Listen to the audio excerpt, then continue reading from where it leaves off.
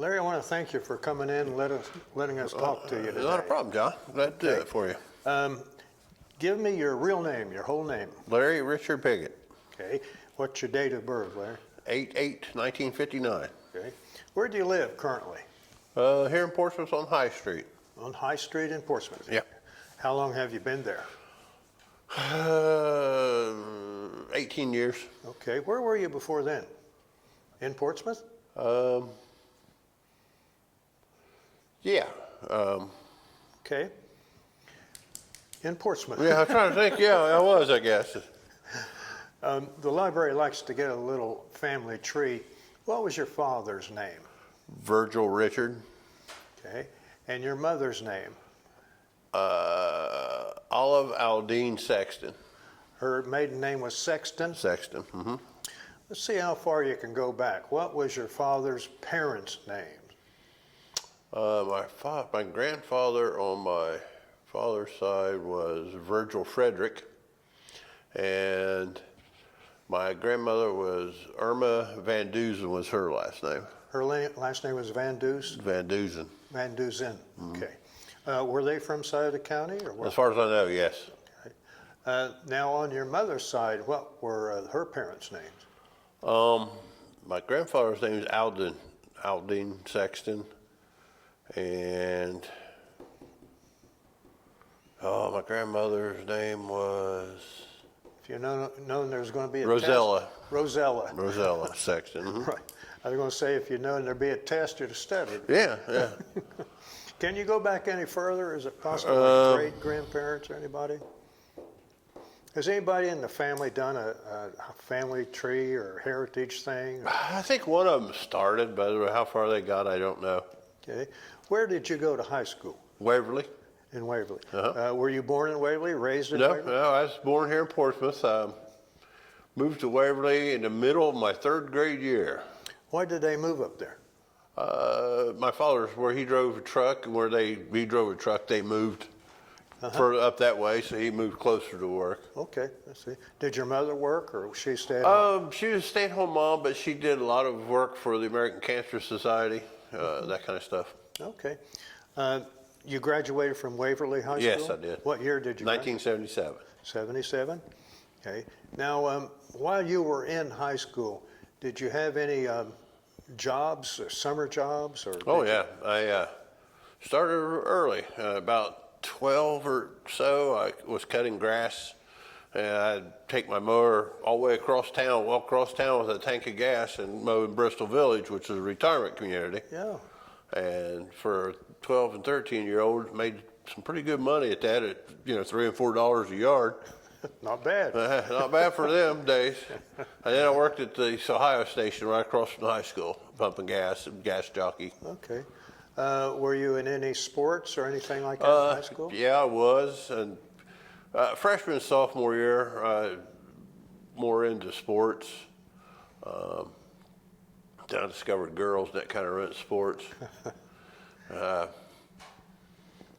But I played intramural. I played like baseball, which was really my thing, and leagues after school during the summer and stuff like that. Okay. Now, after graduation, what did you do? Straight to the Army. Went straight into the Army? Mm-hmm. Did you have any brothers and sisters? Yes, I have one sister. Well, I have one sister who died of infant leukemia, and then I have a sister and a brother that are currently alive. Okay. Did they go into the military? My sister did not, but my brother did. Yeah, he followed my footsteps into the military. Into the Army? And we followed, Army. We followed our father's footsteps. Your dad was in the Army Our dad too? was in World War II, yes. Okay. He is not living? No, he's deceased. Okay. So what made you want to go into the Army? Well, I'd always heard stories about my Uncle Kurt that was at San Juan Hill. San Juan? Yeah, and then, like I said, my father was in World War II, and during my time frame of growing up, Walter Cronkite bought this thing in called the Vietnam War into the living room every night. Mm-hmm. And I determined then that I was going to be a soldier when I was I knew I was going to be a soldier by the time I was 9 or 10 years old. Okay, yeah. Well, what did your folks think about you going into the Army? They were They were pretty okay good about it. with I mean, it was peacetime, just Cold War. Okay. Now, where did you do your basic training? Fort Knox, Kentucky. Fort Knox, okay. Were you ever had to go to Ireland Army Hospital? Oh, yes, I did. You did? Yeah, I spent 5 days there. I'd been in the Army 3 whole days, never even had my uniform or haircut yet, and wound up in Army Ireland Hospital with I want to say a stress fracture that got infected into cellulitis in my foot, Oh, yeah. and I had to take IV antibiotics is the only reason I was there. Okay. All right. I was there before you went in. That's where I worked, in the basement of Ireland Army Hospital. Okay, yeah, I had the pleasure of being there. Okay. So basic training at that time, was it 8 weeks, was it? Yeah, roughly 8 weeks. Did you But like mine was a little longer because I got held over the week that I yes. was in the hospital. What'd you think about basic training? Was it hard? Was it, did you At hate that time, I was 17 years old. It was a piece of cake to me. I mean, there was some hard stuff, but being how I played baseball and run track and stuff like that, there wasn't much that I had issues that I had trouble with. Now, after basic, you go to AIT. Correct. What was your MOS? I was 11 Bravo, which is infantry. Infantry. Okay. And where did you go for your AIT? Fort Benning School for Wayward Boys. Wayward Boys. Yeah, Fort Benning School. Fort Benning, yeah, infantry school. Were you a wayward boy? What do you mean by I was when I got there. I was pretty disciplined by the time I left. How long was your AIT? Right at 8 to 10 weeks, I believe. Okay. What was it, an M16 that you trained with? Or what? Yeah, in my MOS, I've trained with the M16, M203, Maul Deuce, which is the M250 caliber machine gun. In the old guard, we were assigned M14s. So for the last 5 years, I carried an M14. How long were you in the service altogether? 7 years and a few months, a few days. Okay. Now, after your AIT, what did you do then? Went home for 30 days leave, which I got to see my friends and stuff, and then shipped to Germany. You got shipped to Germany? You're still an infantryman. Still in infantry, yeah. Okay. Where in Germany were you stationed? I was stationed with the 1st Armored Division, 1st Brigade, 1st Battalion, 6th Mechanized Infantry, which was in a place called Illesheim, which is roughly between Nuremberg and Munich. Mm-hmm. Okay, so you weren't that close to the East German border, were you? No, but we had border duty. I mean, we rotated in and out. And our place we rotated to was along the Czech border at that time. Okay. Now, rotating over to the Czech border, what did you see? What did you do over there? Just basically observed there's a demarcation line between both borders, obviously. So we just basically observed any kind of activity that just was in our area across the border. Mm-hmm. Was there any activity? Anybody ever try to escape?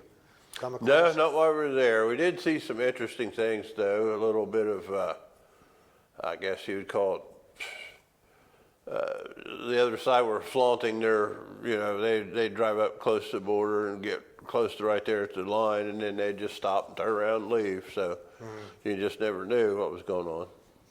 How long were you there? We just rotated in on the border, maybe once a year for 2 weeks, and then we rotate back out, go back to our. So how long were you in Germany then? How long were you?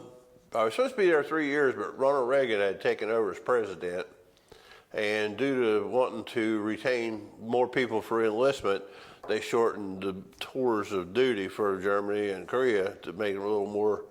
Maybe people would re-enlist more since they weren't so far away from home all the time. And so I did a little over 2 years over in Germany. Did you like it? Did you like Germany? I love Germany. That's one of my fantasy countries. If I ever got a chance to go back to, I would. Okay. It was very nice. It was clean. The guest house where I went and drank beer and ate schnitzel was over 700 years old. Oh, wow. So, the architecture, you go into the cathedrals and the knights are buried on the floor up in front by the altars and stuff like that. I mean, it's just You weren't married at that time, No, were I you? was not. No. What was your rank? Well, I went there as a buck private, and by the time I left Germany, I was specialist fourth class, Okay. E4. Tell me, what does an unmarried soldier do on leave time? When he's in Well, me and a Germany? friend of mine, Elazar, we hitchhiked through our first 30-day leave. We hitchhiked through Europe, rode, well, not solely hitchhike, we rode buses, train. The train system in Europe, Germany and France is unbelievable. If you're supposed to be at the train station at 8:01, you better be there at 8:01 because the train's taking off at 8:01:10. So, and it was at the time the mark exchange rate was very cheap. So, you know, I could get on a train and go from here to Cleveland for $1.25, you know, if I wanted to. And like I said, they were very, and then we took trains, we hitchhiked, we stayed in hostels. We went from Germany through France up to Belgium and came back, you know, and that was really an experience. So then you came back to the States at some point. Okay. What did you do then when you came back? Well, I had the pleasure of going to a ski school over in Europe. What kind of I learned school? how ski school. Skiing. So I learned how to downhill ski. So my first duty station after coming back from Germany, where we had just wonderful skiing and stuff, was Fort Costner in Colorado. Okay. And I got there in October, so just in time for the ski season. Exactly. So I enjoyed that. What unit was at Fort Carson? I was in the, again, 4th Infantry Division. 4th, yes. 1st Brigade, 1st and 11th Infantry. I wound up being a driver for a gentleman named Brian F. Haig, who was Alexander Haig's son. Oh, Who okay. you know, retired as a general, but at the time he was a captain, S2.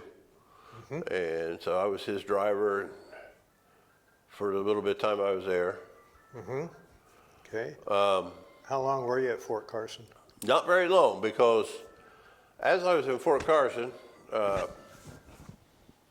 the 1st to 3rd Infantry Old Guard recruiter came to, because I had no disciplinary actions. I was over 6 foot. I was recruited to go to the Old Guard in Arlington. Tell me what the Old Guard is. The Old Guard is the oldest active Army unit in the Army. They got their name from the Battle of Chapultepec, where during a counterattack, the other troops withdrew, and the Old Guard basically was the rear action to prevent Okay. That's the Mexican War. the wasn't it? Mexican War. So that's where they garnered their nickname. We were responsible for ceremonies around the military district of Washington, Arlington Cemetery, Pentagon, all the veteran cemeteries in the surrounding area, like Congressional Cemetery and Maryland Veteran Cemetery and things like those. So did you walk sentry duty at the Unknown Soldier? We did, sort of. At one point, they were short certified people to walk the tomb, because the training is just unbelievable. Some of the things that, as an Old Guard tomb soldier, you can't drink ever again. I mean, it's just enshrined. And they had a shortage at the time, so there was a few of us who did basically night when there was nobody. When the cemetery was closed, there wasn't a soul in the cemetery, and we didn't necessarily, we wore Class A greens instead of blues because we weren't actual tomb soldiers, but due to the 24/7 commitment to walking, they had us there for a short time. So sentry duty at the tomb is 24 hours a day, isn't it? 7 days a week, come rain or shine. So even during storms and everything? Oh yeah. They were known for not too long ago, where there was a hurricane came through, that they stayed on their post. They stayed on the post during a Stayed hurricane? on the post during a hurricane when it was coming through that area. When you were there, was there only one unknown soldier, or were there some? No, I was actually in the crypt. The original crypt was Unknown Soldier from World War I. And the second one was from World War II, and then the Korean War. Well, at the time I was there, they had found one for Vietnam, and I was in the internment ceremony for the one from Vietnam.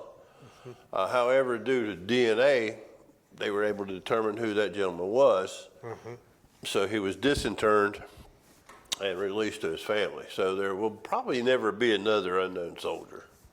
Because of the technology Because of DNA. of the technology we have today, yeah. How long were you there in the old guard? How long did you serve? 1979 to 1984, so roughly 5 years. So during that period of time, did you see anybody famous? Did you see presidents? Yes, presidents. I've seen Ronald Reagan, which is kind of my hero. I have a lot of respect for what he did. Francois Mitterrand, Prime Minister of France. I've seen Margaret Thatcher, Chairman Ping, I think Xiaoping or something from China. The Japanese Prime Minister during either state ceremonies or where they would review the troops. Would you be in that formation? Yeah, I'd be in formation. A lot of the state dinners, for example, you go over to the White House for dinner and you just basically open doors for the dignitaries. If you see, this president, you'll see the guys with the colors behind him. That was my unit. It wasn't me, but I did other things at that time. I was a door opener right there on the east lawn or whatever. And there was a catch to open in the limo doors for the. There's what now? There's a catch to it. A catch to it. Yeah, you just don't. The door handle's just open, but I won't go into how they unlock. That's a state secret? It could be. So I'm not going to give it away because I don't know if I can or not. You might end up in trouble, huh? Because you can't get them open if you don't know the combination. There's a trick to it. Okay. And did you walk sentry at the White House or at the Capitol? Or? We basically did cordons, which is basically the route is lined with soldiers that present their weapons as they go by, flags, door opening, that kind of stuff. Okay. So did you like that duty? Yes and no. I liked it at first. It was nice, but it got old having to shave twice a day because you get shaved in the morning for your regular duty, and then lo and behold, there's a state dinner in the evening, so you're going to have to shave again because you can't go with the 5 o'clock shadow. Right. And when you got a young face, it was rough shaving that many times. I'll bet your uniform has to be tip-top. Uniform, tip-top. During many parades we used to have what they called the man.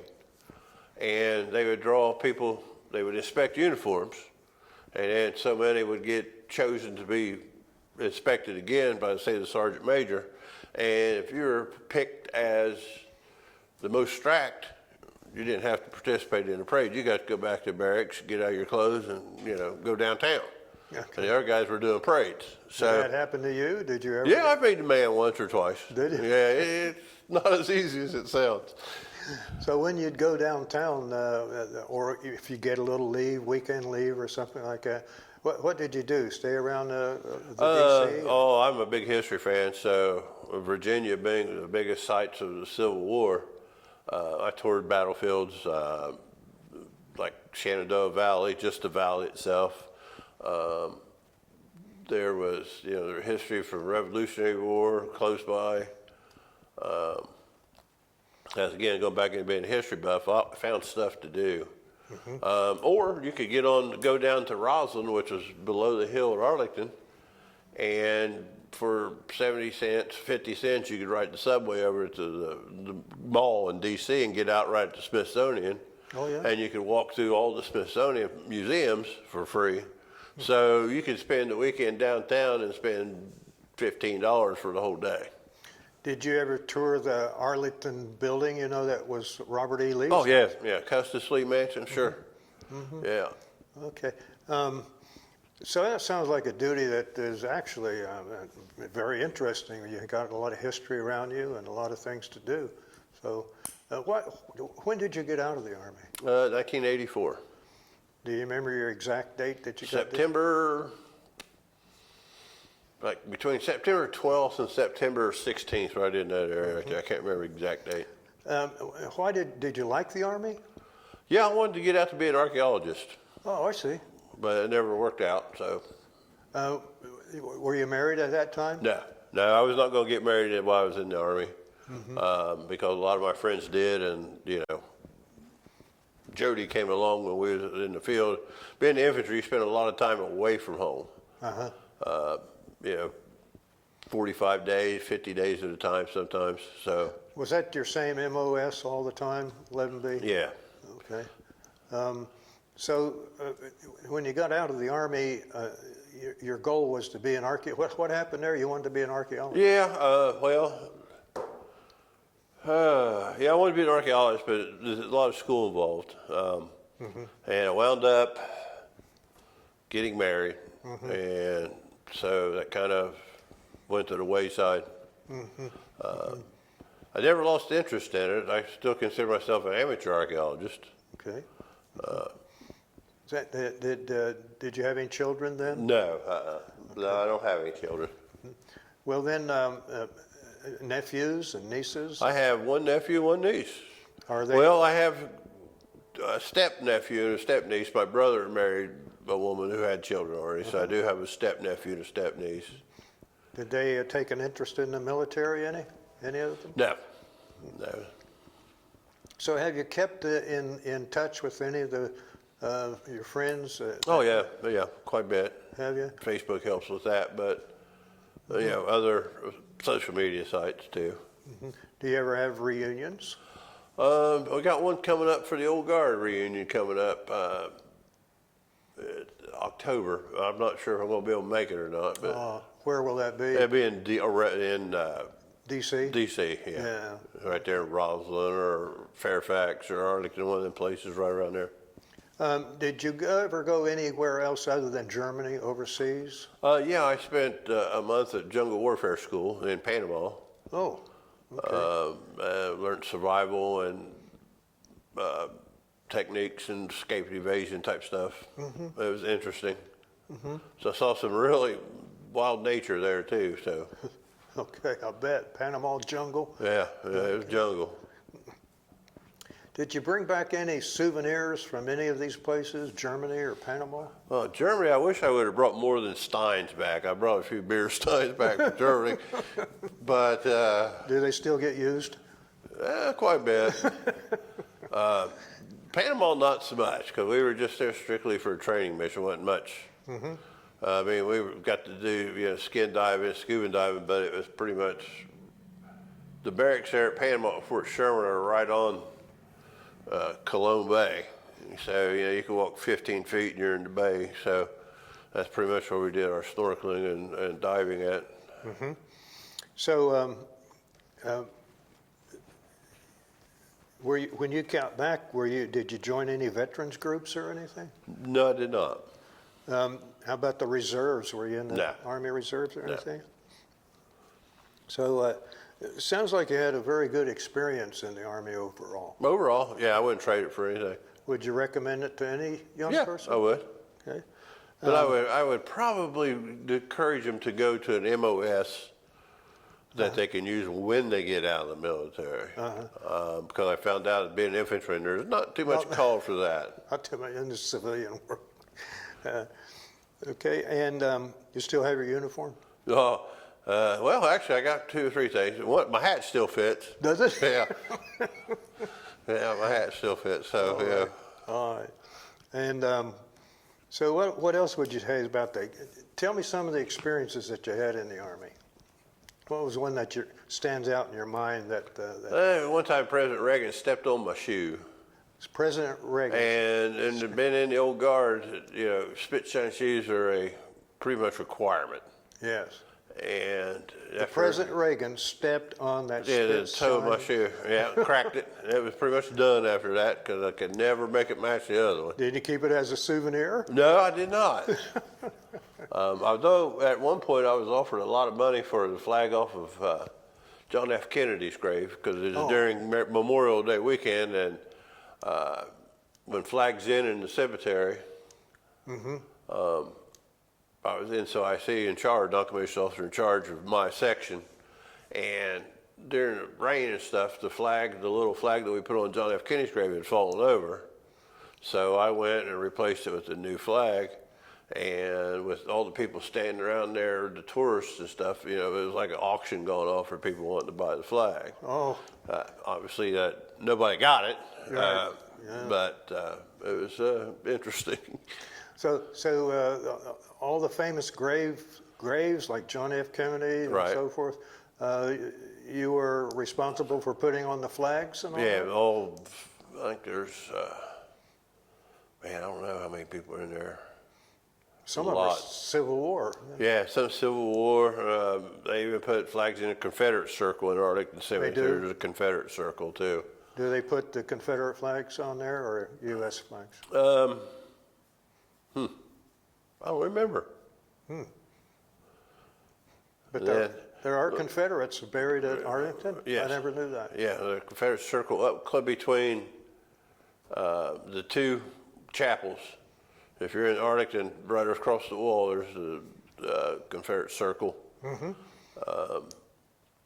Now, when Lee succeeded with Virginia, he didn't concede for the Confederacy like a lot of people think. He seceded for Virginia. He was hated by his fellow schoolmates and stuff who were on the Union side. And when they seized his home, they buried unknown soldiers from Chancellorsville in the wilderness that they had found that were pretty much skeletal after, I don't know if you know anything about the wilderness, they fought a lot of forest fire while they were fighting there. And they buried them in the garden, at the gardens, because once they interned, they knew he couldn't come back now because it was hollow ground. So that's why they fixed it so he could never reclaim his mansion. Okay. Is there any one experience in the Army that sort of stands out? If somebody asks you, tell me about the Army, what happened to you, what you would say? Sounds like going around Europe was pretty. Yeah, going to Europe was because the things you can see over there. I mean, you can't be the ugly American and stay in your barracks room and complain how bad it is over there. You go out and immerse yourself. I learned, ich spreche ein bisschen Deutsch. I went and saw stuff. I conversated with the people. I traveled. One of my favorite places was a place called Rotenburg, which is about a drive from, say, here to Ironton, maybe away from where I was stationed at. And it's one of the only cities in Europe still completely surrounded by the medieval walls. Now, the castle part was destroyed in World War II, but the walls around the city were still intact. And it's just a remarkable, beautiful city. It's just, a place I saw. Austria is by far one of my favorite countries. That's where I went and learned to ski at. Did you go up to the Eagle's Nest? Yeah, we went to Eagle's Nest. We went to the salt mines. They're interesting. They've been a continuous salt mine for 2,000 years. There's always something to do over there. If you're going to be the ugly American and hated it, it was probably bad. But I went to festivals. I made it to Oktoberfest in Munich while I was over there. I'll never forget those. Well, some of it I do forget, actually. Some of it you do forget. Yeah, I forget a few times there, but the travel, because everywhere you went, there was something that was ancient. And, like I said, that's what, we sat one night on top of one of Frederick Barbarossa's castles, which is ruins, but you can still get up there and drink German beer and watch the trains go by. And it was just, everywhere you go, there was just stuff. I mean, it was. Now, when you got back and you got out of the Army, what did you do then? Where'd you go to work? What happened? Oh, you well, got married. I decided to, I got married, but at the time, too, before I got married, I had taken, been in the Army 7 years, never really, went in 17, so never got to experience the late teenage years and early 20s. So I kind of just bummed around a little bit. Then I did it for about 3 years and then become a police officer. You were? Yes. Is that in Portsmouth or Waverly? Or? No, I started out in a little town called Commercial Point. Oh, yeah. With the marshal there, just to start getting my feet wet. And then a place called Johnstown, Ohio, is where I was actually a patrol officer. Okay, how long were you in law enforcement? About 2 years. Okay, then what happened to you? Well, I mentioned I got married, but then again, I got divorced. Okay. So I never had any family up there. I was lonely, I never had anybody, no support structure. She did. So I decided to come on back home. And would that be Waverly? Or? But it's Portsmouth, because my parents lived in Portsmouth. I'd hoped to, be a police officer around here, but it never panned out. I took a civil service test, never even got a call back in most places. So I worked for a landscape company for about 6 years, and I loved that job. I'm a tree nurseryman and stuff like that. It was hard work, but it was rewarding. Then I got a job after that for about 6 years. I delivered cigarettes and tobacco products and stuff like that to tobacco stores throughout the state, anywhere from New Philadelphia to Marion to Covington, Kentucky. I had a pretty large route. And then I got on to hospital security. I could fall back on some of the stuff that I'd learned. And I worked there for 17 years until I recently retired. When you say the hospital, is that Southern Ohio? Southern Ohio Medical Center. Okay, here in Portsmouth. Here in Portsmouth. And 17 years there. For 17 years in security. Worked in the ER. When did you retire? June 28th. Just this last June 28th? Just June. Yeah, it's been a little over 2 months. How do you feel about that? Oh, I love it. Okay. Hey, Larry, is there anything else you want to say, want to bring up or anything? No, just that, I have people thank me for my service, and they don't really realize that it was an honor for me to serve, be in the military. And that kind of stuff, I wouldn't trade my experience in the Army for nothing. I would do it all over again. I would go tomorrow if they could use an old retired fat guy. Old retired. I mean, I can drive a truck, I can serve a cook line, whatever they need. I don't necessarily have to do all the running and stuff. But I'm willing to put the time in if they need me. Have you talked to the recruiter up there? Nah. Afraid he might need me to take me up on it. Hey, thanks a lot again. I appreciate it. Thank you.